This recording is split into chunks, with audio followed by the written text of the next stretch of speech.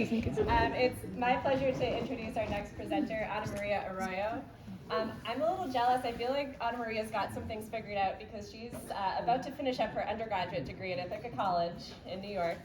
She graduates in December, I hear, and has been looking into all kinds of great tracking-related things to do afterwards. And she's already got her hands into a wildlife monitoring project that she's going to be talking to us about, all about fishers, which is in partnership with the New York State Department of Rec and part of the Finger Lakes Horses program.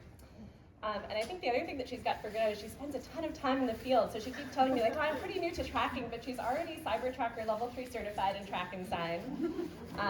And also tells me that she's never used a PowerPoint clicker before. Not that it's a difficult thing to do, but that just tells me that she's actually spending way more time in the field looking at tracks and giving presentations. So we're lucky to have her here today to share with us what she's been up to in the field. Thanks so much, Ana. Thank you.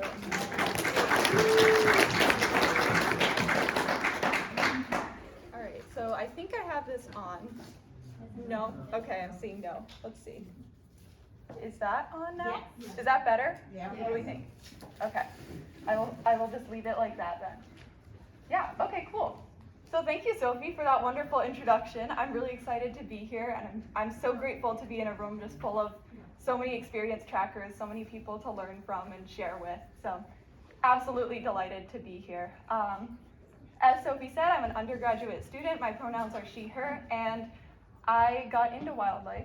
Can you turn it up just a little bit, like maybe I'll look? Okay, we'll turn it up more. Is that better? Yeah. Even more? Even a little more. Okay, now it's all the way up, so that's where we are. Take it over there. Yeah, I will try and project. Yeah, so I started working with wildlife originally as a wildlife rehabilitator in 2016. And I think that has definitely shaped how I view tracking, because on that level of getting to work with wildlife, particularly raccoons and skunks, it's so much more exciting to see their natural behavior in the wild, doing what they're supposed to be doing. And that has carried over into my work with fishers. So I am so grateful to be here to share with you what I've been doing. And just before we get started, a little bit of background information on the fisher. So they're part of the mustelid family. They're one of the largest wild weasels that we have in the Northeast, second only to the river otter. They are generally known in the literature as an elusive kind of deep forest creature. They are habitat specialists, but dietary generalists is how they're often described. So for the fisher, ideal habitat would look like dense forest. Probably many of you have tracked them in hemlock and conifer forests. They really value tall trees and like steep terrain, elevation changes. So that is kind of the literature background of what we know of fishers. Now in New York State, where I'm from Ithaca, and they were extirpated in New York in the early 1900s, probably very similar to many of the other fur-bearer mammals on the East Coast. But fishers, the population declined due to complete deforestation of New York State. The very few areas that were left with suitable fisher habitat were up in the Adirondacks and anywhere else where the elevation or terrain was just too inconvenient to deforest. So because of that, reintroduction projects since about the 1950s have been focusing on supporting fisher populations in what is not considered their ideal habitat, because we no longer have old growth tall forests that can provide the same habitat features in the way that the habitat would have 100 years ago or 200 years ago. So for my project, the fishers that I've been studying likely come from a reintroduction project in northern Pennsylvania and in the Catskills that they're moving north through New York State. And here we have New York in the middle, just below where the end of New York is. You have the Finger Lakes region. And as you can see here, the Finger Lakes region is comprised of these 7 lakes, and it sits right on the border of this intensely agricultural developed land and a more rural area to the south going into Pennsylvania. And part of this is because the climate makes it great for orchards and vineyards. If you've ever had Finger Lakes wine, that's a big deal.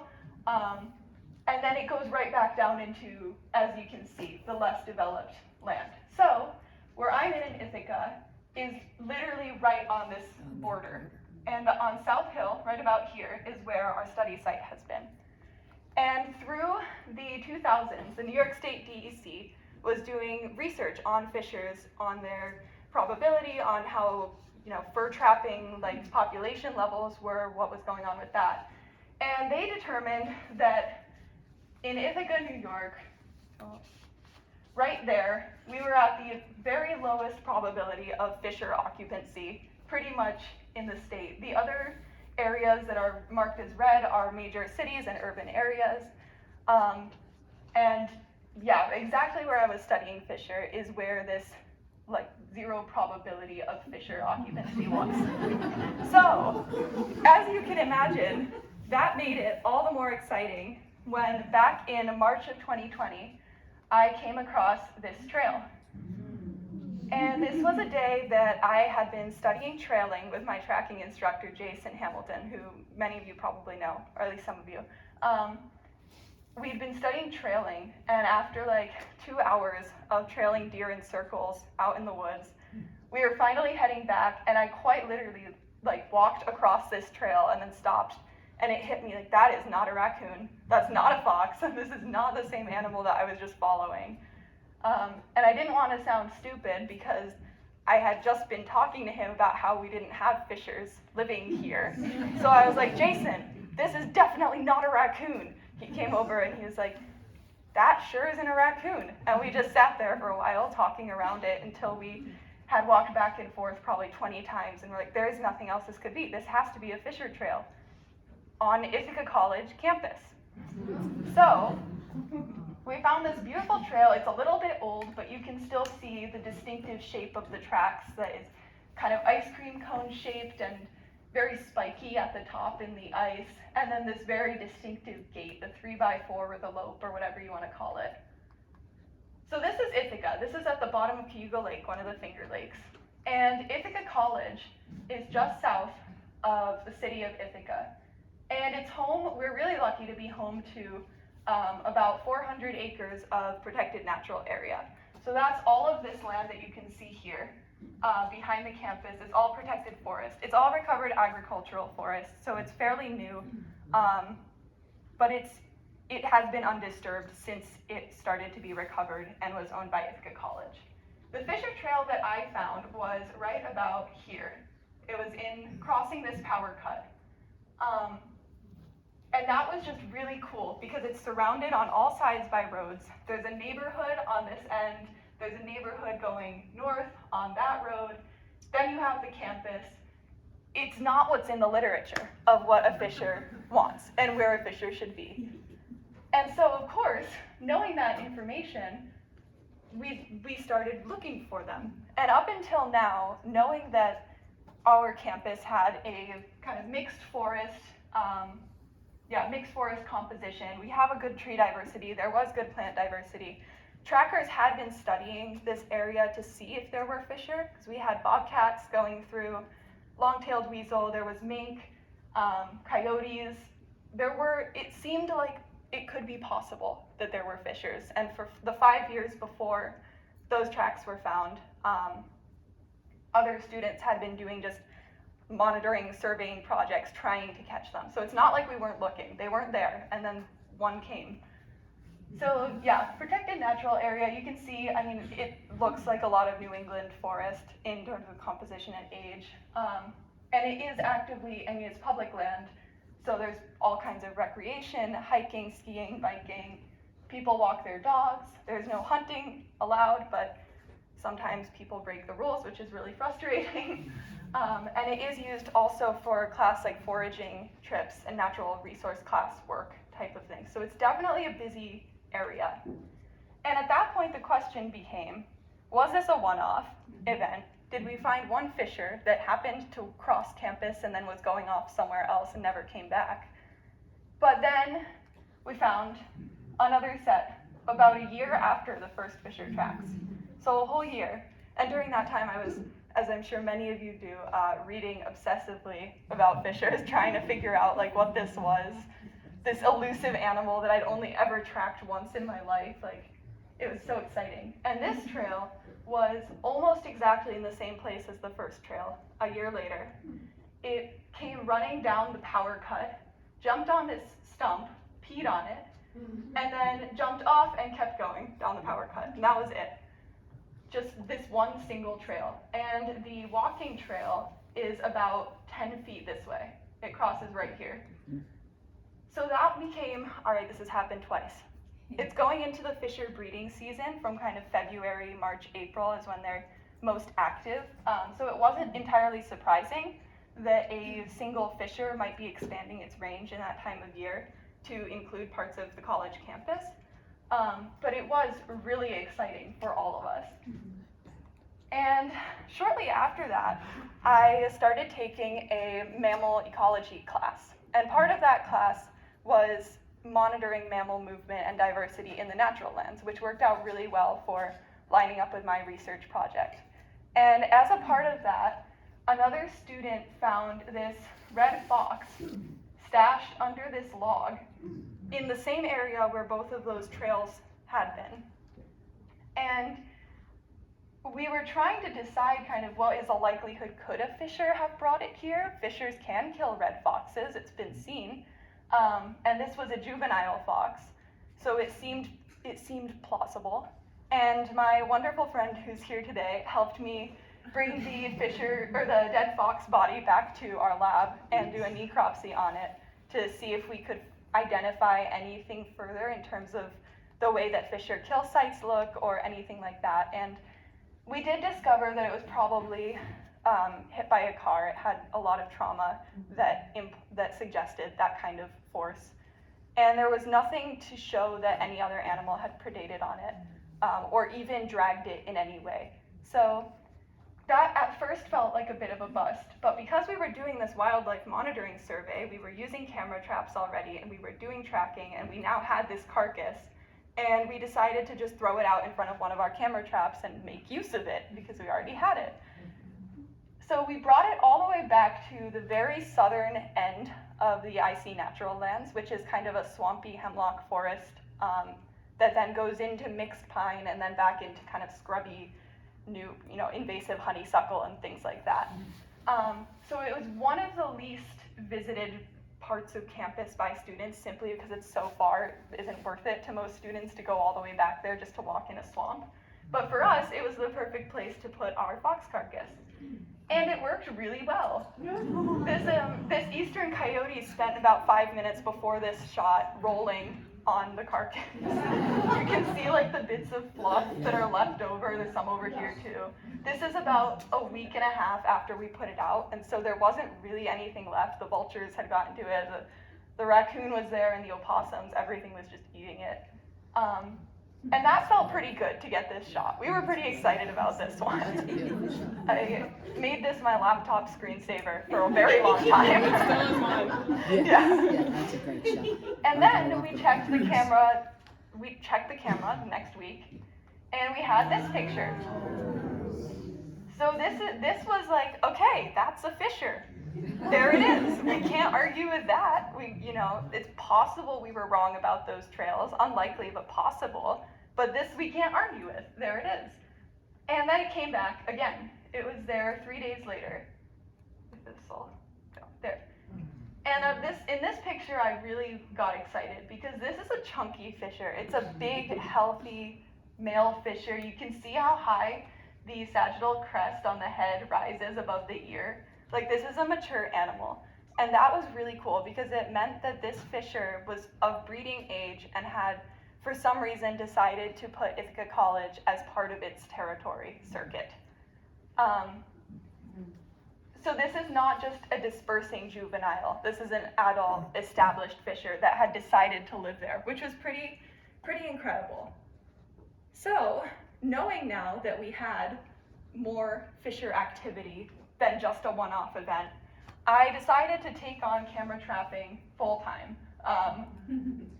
So these are the two models of camera I used for anyone that is interested. Yeah, they're pretty good.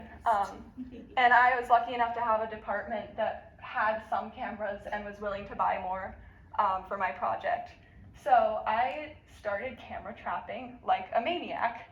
And I set to start with 8 camera traps in the Ithaca College Natural Lands. All of my camera traps I placed with the intention of putting them in either an important habitat area, facing a significant habitat feature to wildlife, or along a game trail. And I decided to bait them because knowing we only had probably 1 fisher in the natural lands, the likelihood that it was going to pass by one of my camera traps seemed quite low.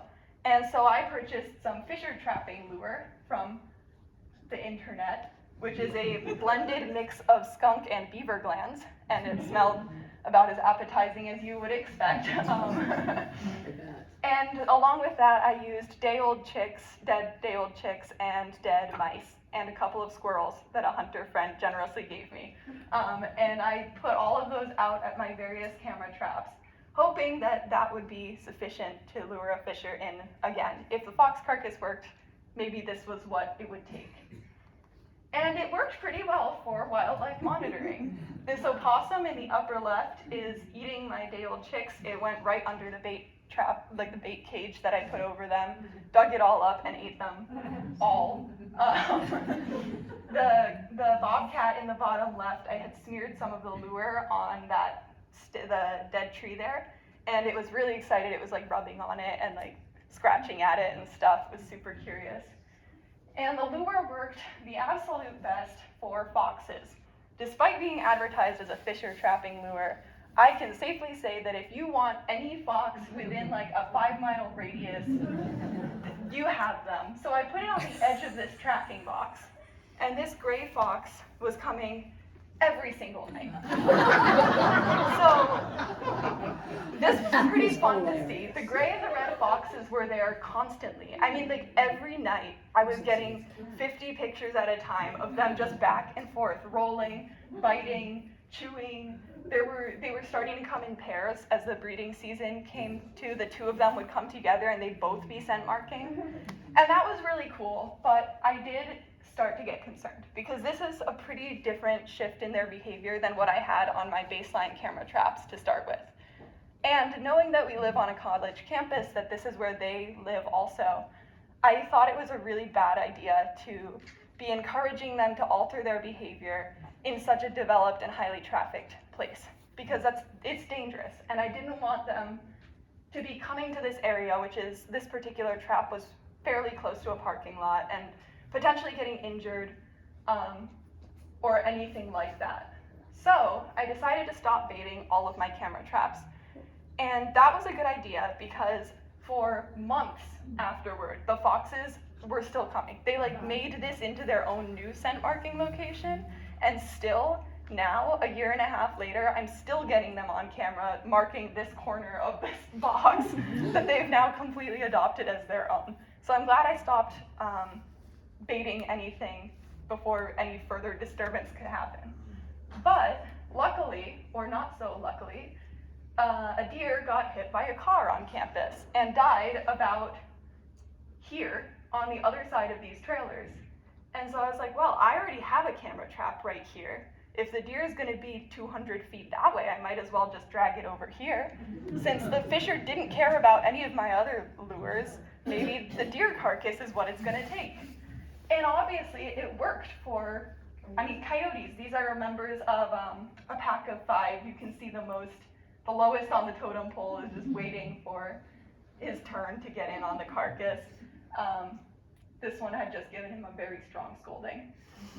And there were animals coming. There's a bobcat was coming to this. This is all next to a parking lot, so this is not the rural back forest. And I was pretty disappointed to see that it wasn't working for my fisher. But along that time, I picked up a fisher trail in ICNO, the College Natural Lands. So this was February 16th. This was like 2 weeks after I took my first CyberTracker evaluation earlier this year. So that was in this past winter. And I have my camera trap marked on the map. The yellow is where I picked up the fisher trail, and I trailed it to where that red marker is. Lost the trail. It had joined like a turkey trail, but it refused to walk in the game trail. It was alongside the game trail the entire way until it got to this little pine like grove. And then it just disappeared. And I was circling, I was trying to pick it up on the outside of this grove, and I just couldn't find it. But it was the first time that I picked up a Fisher trail in close to a year at that point. And on the other side of this forest is this housing development that kind of runs along here. And so that meant that this Fisher was going directly for a backyard. Like I could see the house through the trees. It was going right for a backyard. And that also was not lining up with what I was reading in my research papers. And at that point, I started realizing that the research papers I was reading were primarily from the Pacific Northwest and the Sierra Nevada mountains, which was great. It was really cool to read. They have amazing habitat there, but it didn't match up with what I was seeing in New York State because we had such a different history of land from where they were doing their studies to this restored agricultural land where I was studying fishers. It made sense that maybe the behaviors I was seeing weren't lining up because I couldn't find research that was as significant or as present as what they had out west. And if any of you have done work on this, on fishers in the Northeast, I would love to read more of your work or anything like that because I've been looking very hard and there just is not as much as what there is for the West Coast. So this went really well. I saw that trail, and then 4 days later, I got another trail. This one was right near where my deer carcass camera was. And so I got really excited picking up this trail. You can see a beautiful Fisher track in the snow, just absolutely gorgeous trail. It was such a beautiful morning for tracking. And this was not the only animal that was out that day. It was sharing trails with a bobcat and a coyote and a gray fox that were all like on the same little path. But this Fisher circled my camera trap. I picked it up here and started trailing it around these kind of debris mounds that were used for landscaping projects. It went back behind this parking lot, then looped backward. My carcass and camera were right here. It went around my carcass. I trailed it the whole way, back along the backyard edge of this neighboring community, back towards where we were, and then left along the road where I had just brought my car.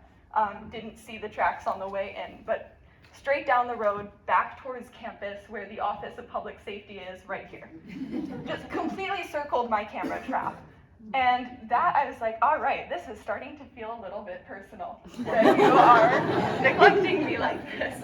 I was like, I have spent so long searching for you and nothing. So you can see here, there's the Fisher Trail on the left, there's a bobcat trail, there's also fox tracks mixed in there. Here it is on the road, middle of the road, just running straight down.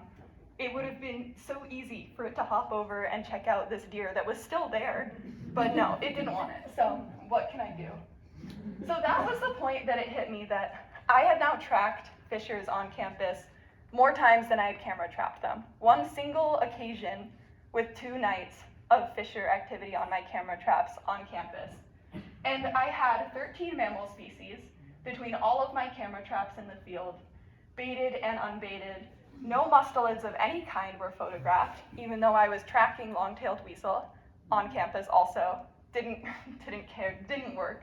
And the Fisher trapping lure failed spectacularly for attracting Fishers. So, at that point, Fisher had not been captured on any camera in the Ithaca College Natural Lands since April of 2021. During this time, I tracked Fishers on 7 occasions on campus, sometimes directly by student housing, sometimes in the woods, like the part of the natural lands where the trailhead is that students go in and out right there. There were old trails, there were fresh trails. There were enough trails that I could safely say, okay, there is a Fisher presence on this campus, and it was not reflected in my camera trapping work. So that meant either I was doing something wrong, or there was a discrepancy in what the Fisher valued and what I thought that it valued. And at this point, I had to wrap up my camera trapping on campus because this mammal ecology class had wrapped around again. They needed my cameras, and I had other projects to move on to. So luckily for me, I was given a position as a conservation steward for the New York State Parks Department this spring. And part of that project was a wildlife monitoring and surveying project, specifically at this site, Jennings Pond, which is state park land. It's the headwaters of the Buttermilk Falls Gorge system, which if anyone has been to Ithaca, is one of the very popular gorge trails. And it runs north into Cayuga Lake. So this site was chosen as a river otter release site back in 2001. River otters were suffering also from the same kind of lack of habitat that fishers were. They were extirpated also for a while and then introduced into central and western New York in the early 2000s. So in 2001, 3 river otters were released into this pond, and they hadn't been seen since 2018 at that point. And so I was given the task of doing surveys and camera trapping to try and find river otters. It's like, all right, great, I can do that.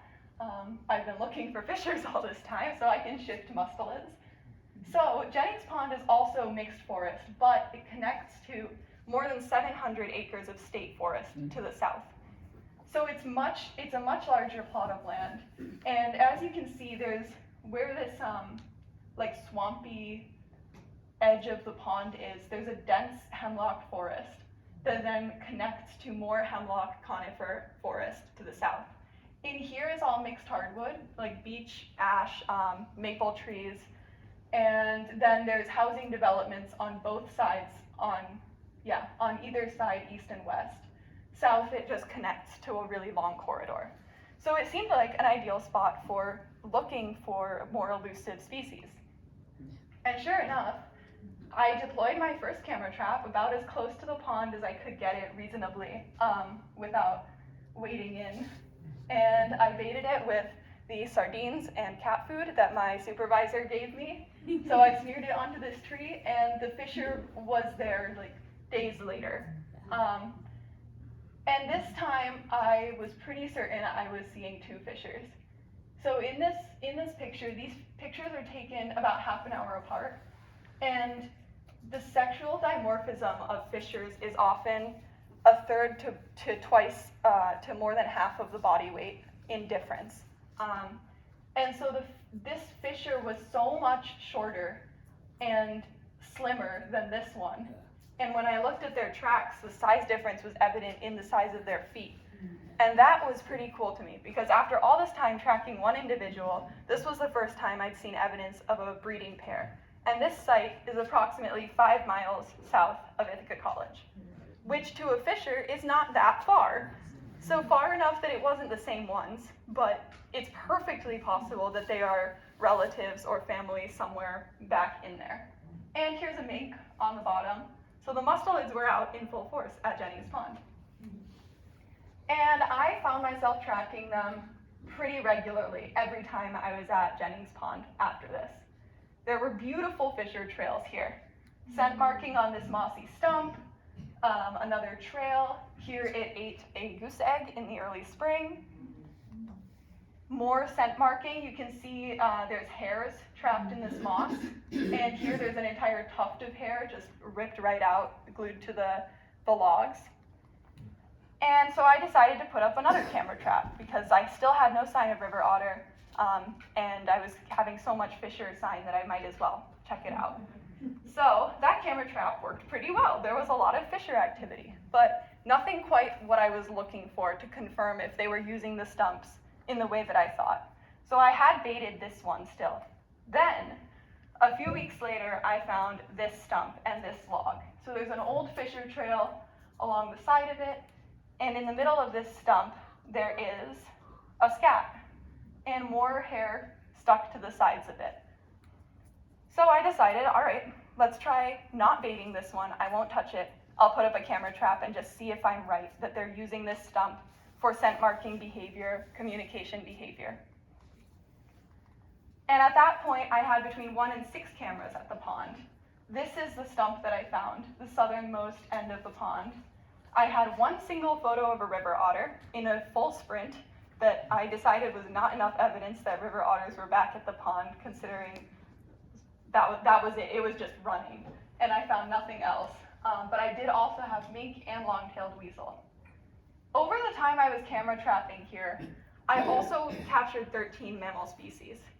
Every mammal species that I captured with these 3 cameras combined showed up at this camera at some point throughout the year, with the exception of mink, the only exception. And not long after I set this camera, I got my first footage. So this was the beginning of April, and this fisher was going right in for it.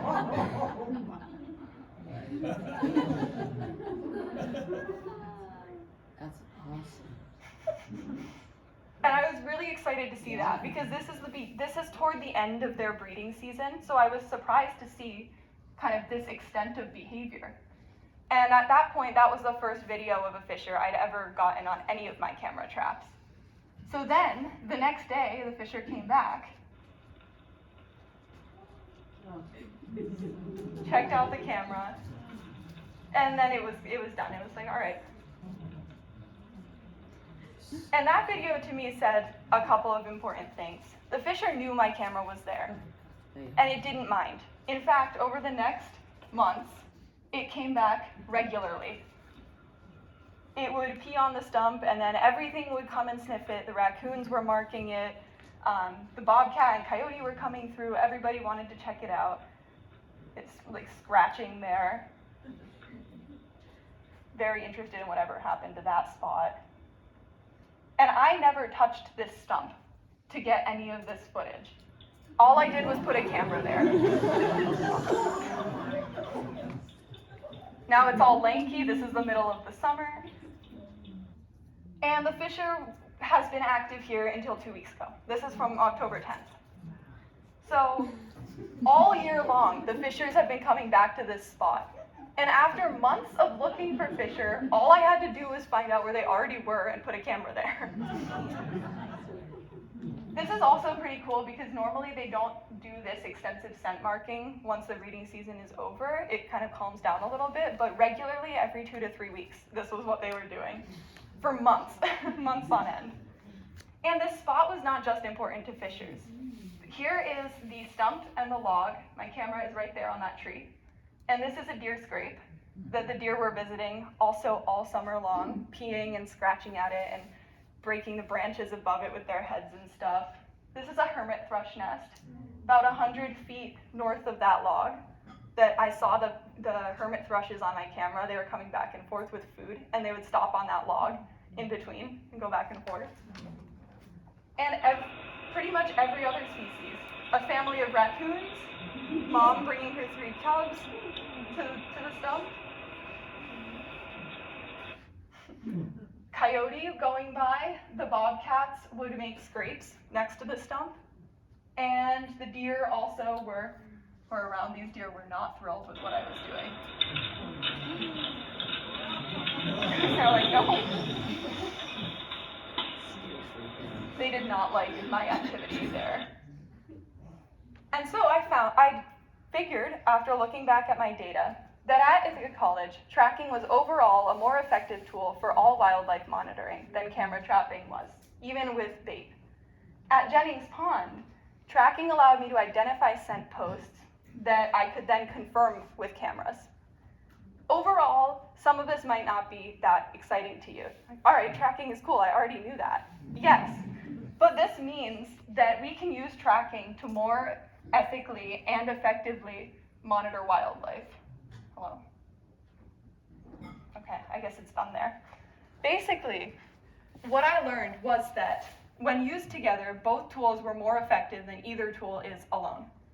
Between tracking and camera trapping, I was able to monitor the same species of wildlife in one location at Jennings Pond that I was capturing with 6 to 10 other locations in other places.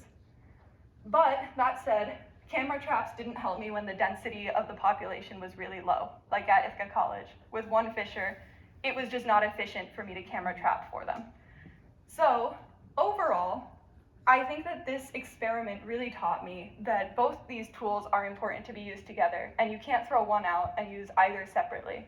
Without camera traps, I would not have been able to track fishers all summer long. If anyone here can track a fisher through a hemlock forest in July, like please teach me how, because I don't know.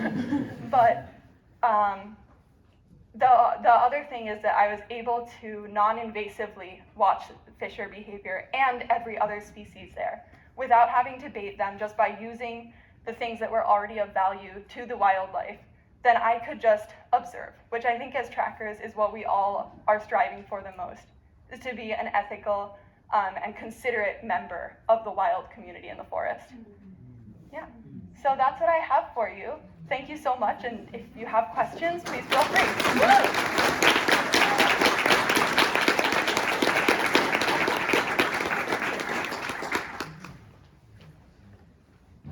I do a lot of camera trapping and tracking. And I have a beautiful spot that's not quite so hemmed in by lots of development. And I agree with you. I think it's the two together that makes the camera traps effective. By themselves, when I first bought them and I first put them up, I didn't know what I was doing. I just slapped them up. But now I'm really much more mindful about, oh, this looks like a great log. This looks like a great stump. So like in July, you put it on there, go check it a few times. I really appreciate all your hard work for like working through that and using that knowledge, having gone through a really very similar process. But I do find that baiting is not a bad thing. I never use that commercial bait stuff. I've never used that, but like I just pick up roadkill. Yeah. And that works great. And it doesn't seem to change their behavior in a long-term way. Yeah, I think that probably carcasses have a much more different effect than that kind of lure does. Yeah. So I was just going to encourage you to keep picking up that roadkill. Oh yes, I have a deer out on campus right now. There you go. Yeah. Any idea why they prefer hemlocks in their habitat? Is it because of the cover? I think they like both the cover and the height of the trees. The number average that I've read is that they like trees that are at least 40 feet tall, but that still have a dense overstory. So that's what I've found. It could also be because there's hemlocks are associated with porcupines, which fish are primarily prey on. Yeah. Oh, that is another important thing to know. We don't have porcupines in any of these places. 10 miles around Ithaca, you can go and track porcupines. Never found them at Jennings Pond or Ithaca College, ever. So. Wow. I'm curious if you came to any conclusion about why you avoided the carcass, circled around it, and then also wondering, what was your criteria for locating the camera to get photos of the otters? So to start with the carcass, I think that probably the motivation would have been the high coyote activity that could have made it a little more skittish, and the fact that it was sandwiched between a parking lot and a housing neighborhood. And that might have, for a single fisher that has more space to go, made it more nervous. I'm getting the stop from Kim over here. All right. But look, yeah, we can keep talking about the otters too. Nice job. Thank you.